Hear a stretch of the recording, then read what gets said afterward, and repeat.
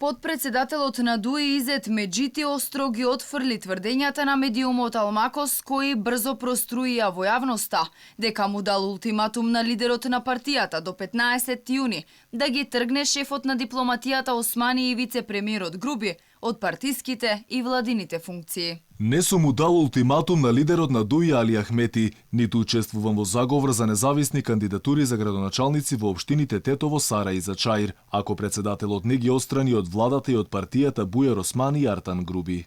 Медиумот на албански јазик Алмакос објави дека наводно Меджити, кој е моќен сопартиец на Али Ахмети, му се заканил дека ако не го испорача тоа што го бара, ДУИ ќе ги изгуби локалните избори во Сарај, Чаир, Кичево и Тетово.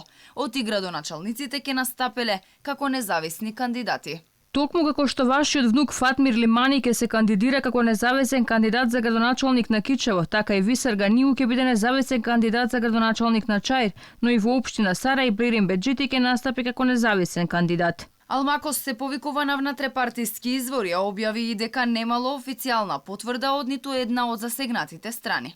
Алфа се обрати и до првиот вице-премиер, дали информациите се вистинити и кој е неговиот коментар, но од Груби не добивме одговор. Судирот меѓу Груби и Османи од една и Меджити од друга страна тлее веќе подолго време. Како што е познато, дури и дел од блокадите на собранието во изминатите месеци беа резултат на оваа кавга, затоа што Меджити и уште најмалку еден пратеник не доаѓаа да обезбедат кворум на владеачкото мнозинство.